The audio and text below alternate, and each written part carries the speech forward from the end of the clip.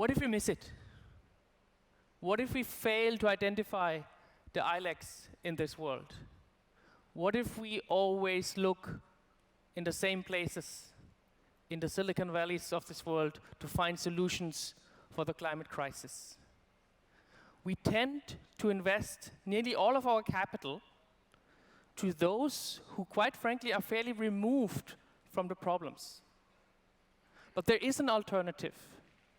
Create an army of startups working on climate in the developing world.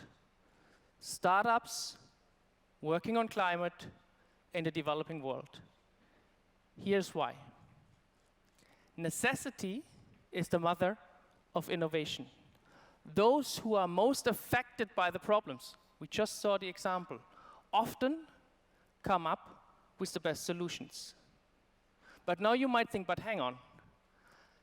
Do those also have the capability, the infrastructure to do that, to fight these big challenges? Let's put this to the test. How many cars has Tesla sold globally to date? Anybody? Any number?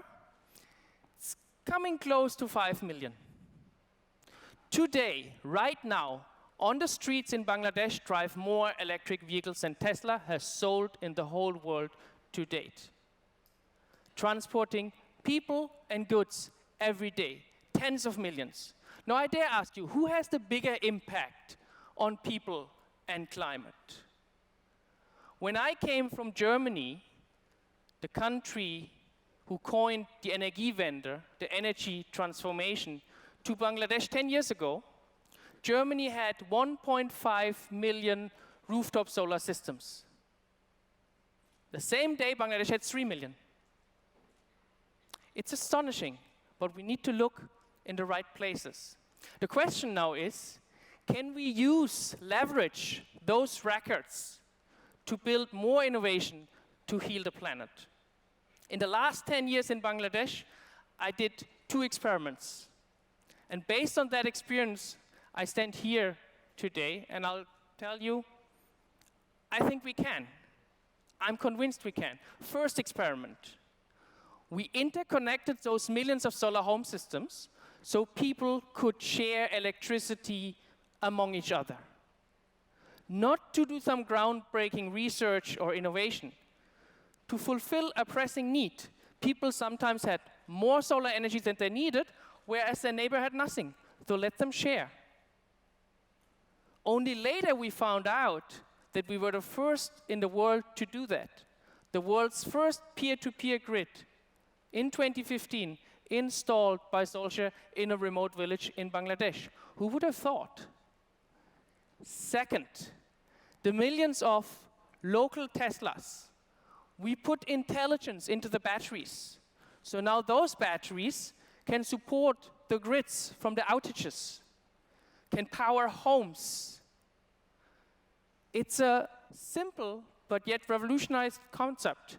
Use solar energy when it is available and use those rickshaws, those electric rickshaws, when sitting idle.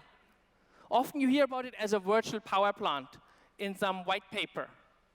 But this is action. This is happening now. That's the importance. We need to invest in startups working on climate in developing countries.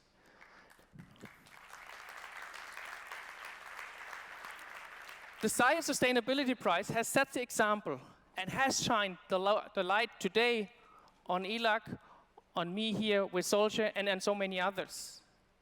But that's not enough. We need more than some feel-good examples. We need an entire army of climate startups in the developing world. Why is it not happening? 27 COPs in. Because we got too comfortable into investing into the things we know and looking into the usual places with the usual solutions, the usual suspects. Let's change that. Let's focus and create this army. We have a generation young and hungry for impact. I realized the problem is so big when creating SOLshare that I actually opted to also support a platform to create more climate tech startups, because we need an army. So when I end my remarks now, I would actually like you not to clap, but take a second of reflection.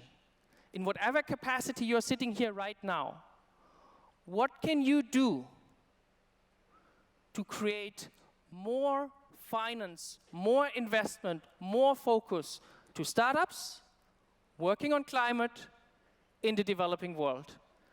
And once you realize that, raise your hand with me. Thank you very much.